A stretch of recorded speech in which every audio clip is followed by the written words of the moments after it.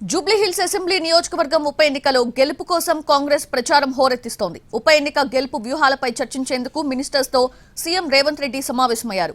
Camp ఆఫీసులో మంత్రులతో భేటీ అయిన సీఎం రేవంత్ రెడ్డి ప్రచార సరళిపై సమీక్ష చేశారు. ఇప్పటికే 2 పర్యాయాలు సీఎం రేవంత్ జూబ్లీహిల్స్ ప్రచారాన్ని నిర్వహించారు. రోడ్ షోస్ లో పాల్గొన్నారు. ఇక కార్నర్ మీటింగ్స్ లో ప్రసంగించారు.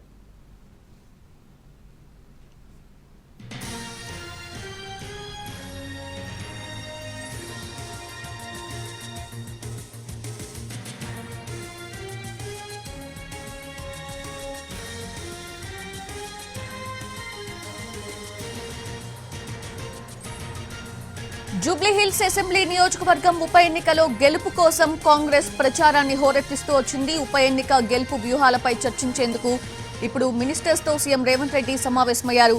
క్యాంప్ ఆఫీసులో మంత్రులతో భేటీ అయిన సీఎం రేవంత్ రెడ్డి ప్రచార సరళిపై సమీక్ష చేశారు. ఇప్పటికే 2 పర్యాయాలు సీఎం రేవంత్ జూబ్లీహిల్స్ ప్రచారాన్ని నిర్వహించారు. రోడ్ షోస్ లో పాల్గొన్నారు. కార్నర్ మీటింగ్స్ లో ప్రసంగించారు.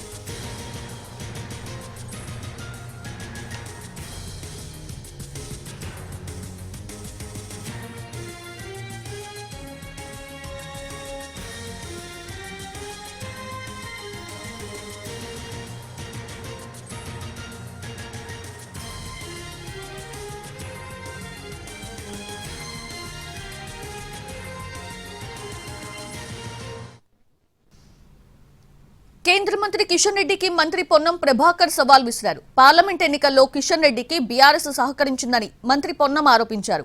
గత అసెంబ్లీ ఎన్నికల్లో బీజేపీ తరఫున పోటీ చేసిన అభ్యర్థికి 25,000 ఓట్లొచ్చాయని, ఇప్పుడు ఈ ఉప ఎన్నికలో 25,000కు ఒక్క ఓటు తగ్గకుండా తీసుకొస్తే కిషన్ రెడ్డి ఏం చెబితే దానికి తాను సిద్ధమంటున్నా పొన్నం ప్రభాకర్ తో మా ప్రతినిధి ప్రేమ్ ఫేస్ టు ఫేస్. ఇప్పుడు చూద్దాం. తరపున జూబ్లీహిల్స్ ఉప ఎన్నికల ప్రచారంలో భాగంగా కూడా హైదరాబాద్ ఇన్ఛార్జ్ మంత్రి పొన్నం ప్రభాకర్ కూడా ఇంటింటి ప్రచారంలో పాల్గొన్నారు. ఎట్టి పరిస్థితుల్లో కాంగ్రెస్ పార్టీని గెలిపించేందుకు పూర్తిగా తన బాధ్యత తీసుకొని ఒక ప్రచారంలో కూడా కొనసాగుతున్నటువంటి పరిస్థితి కనిపిస్తుంది. దీనిపై స్పందించడానికి ప్రస్తుతం మనకు పొన్నం ప్రభాకర్ కూడా అందుబాటులో, ఆయనతో కూడా మాట్లాడదాం. జూబ్లీహిల్స్ నియోజకవర్గంలో ప్రచారం ఎలా కొనసాగుతుంది, ఎంత మెజారిటీతో గెలవాలనుకుంటున్నారు? మా అభ్యర్థి యువకుడు, స్థానికుడు, అభివృద్ధి చేయాలనే ఉత్సాహం ఉన్న వ్యక్తి. ఒకటి, రాష్ట్రంలో అధికారంలో ఉన్న పార్టీ జూబ్లీహిల్స్ అభివృద్ధి జరగాలంటే కాంగ్రెస్ పార్టీ అభ్యర్థిని గెలిపిస్తే అభివృద్ధి జరుగుతుంది అనేటువంటి ప్రజల ఆకాంక్ష. 2, ఎదుటి వారు ఎంతసేపు అధికారంలో ఉండి ఈ నియోజకవర్గాన్ని నిర్లక్ష్యం చేసి అభివృద్ధి చేయలేదు, ఎక్కడేసిన సమస్యలు అక్కడనే ఉన్నాయనేటువంటి ఆలోచన. ఒకటి, వీటన్నిటికంటే మా ప్రభుత్వంలో పేదలకు సంబంధించినటువంటి కొత్త రేషన్ కార్డులు ఇవ్వడము, కొత్త కుటుంబ సభ్యులను చేర్చడము, 200 యూనిట్ల కరెంటు ఫ్రీగా ఇవ్వడము, సన్న బియ్యం ఇవ్వడము, మహిళలు ఉచితంగా బస్ సౌకర్యం కలిగజేయడము, తెలంగాణ వ్యాప్తంగా అనేక నిరుద్యోగులకు ఉద్యోగాలు ఇవ్వడము, వడ్డీ లేని రుణాలు ఇవ్వడము, గ్రామీణ ప్రాంతాల్లో రైతాంగానికి రుణమాఫీ, బోనసు, రైతు భరోసా ఇవ్వడము, ఇటువంటి అనేక కార్యక్రమాలతో ఈరోజు ప్రజలు కాంగ్రెస్ పట్ల సానుకూలంగా ఉన్నారు. చెప్పండి, ముఖ్యంగా మీరు అంటే మొదటి నుంచి మీరు మంత్రులు కావచ్చు, అలాగే స్వయంగా ముఖ్యమంత్రి రేవంత్ రెడ్డి కూడా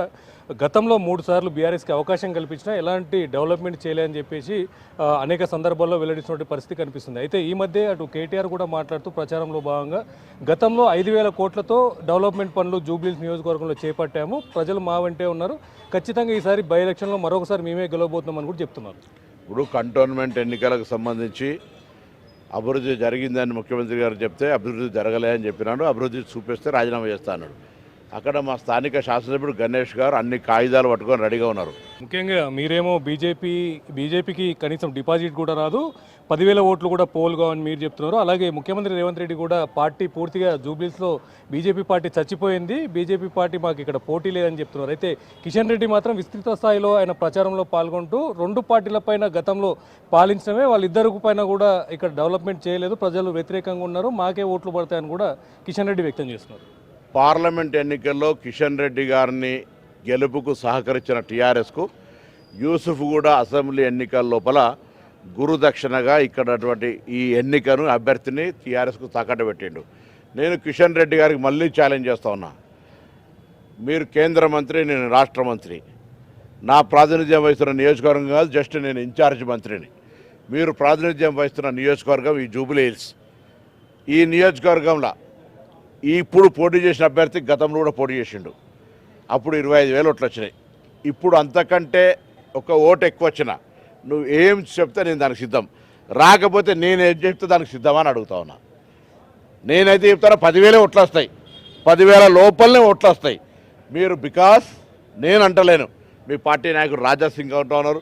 మీరు ఇక్కడ ప్రచారం సరళి చూసిన ప్రజలు ఏమంటున్నారు అంటే బీఆర్ఎస్కి మొత్తం బీజేపీ సరెండర్ అయిందంటా ఉన్నారు. అందుకే నేనంటున్నా 10,000 దాటాయి. కిషన్ రెడ్డి గారు ఛాలెంజ్ చేయగలిగే శక్తి ఉందా? నేను 10,000 దాకా కూడా అడుగుతలే. ఆఖరికి గత అభ్యర్థి ఈ సదరు వ్యక్తే, ఆ వ్యక్తికి అప్పుడు 25,000 ఓట్లు వచ్చినాయి. ఇవాళ అన్ని ఓట్లు మీరు కేంద్ర మంత్రి, 10 ఏళ్ల నుంచి కేంద్రంలో అధికారం ఉన్న పార్టీ, ఈ శాసనసభ నియోజకవర్గం మీ పార్లమెంట్లో వస్తుంది. ఛాలెంజ్కి సిద్ధమా అని అడుగుతా ఉన్నా. థ్యాంక్ యూ అన్న. మొత్తానికి అటు జూబ్లీహిల్స్లో జరగబోయేటటువంటి ఉప ఎన్నికల్లో భాగంగా కూడా ప్రజలంతా కూడా కాంగ్రెస్ వైపే ఉన్నారని పొన్నం ప్రభాకర్ కూడా తెలియజేస్తున్నారు. అంతేకాకుండా గతంలో 3 సార్లు అవకాశం కల్పించినటువంటి బీఆర్ఎస్ అభ్యర్థి కూడా ఇక్కడ ఎలాంటి అభివృద్ధి చేయకపోవడంతోనే అభివృద్ధి దిశగా కూడా ప్రజలంతా కూడా కాంగ్రెస్ వైపు చూస్తున్నారని సీఎం రేవంత్ రెడ్డి నేతృత్వంలో ఈ యొక్క అభివృద్ధి కార్యక్రమాలు కూడా రాబోయే మూడు సంవత్సరాల్లో కూడా చేసేందుకు కూడా సిద్ధంగా ఉన్నాం. ఎట్టి పరిస్థితుల్లో భారీ మెజార్టీతో నవీన్ యాదవ్ను గెలిపించుకోబోతున్నామని అటు మంత్రి పొన్నం ప్రభాకర్ కూడా తెలియజేశారు. Camera person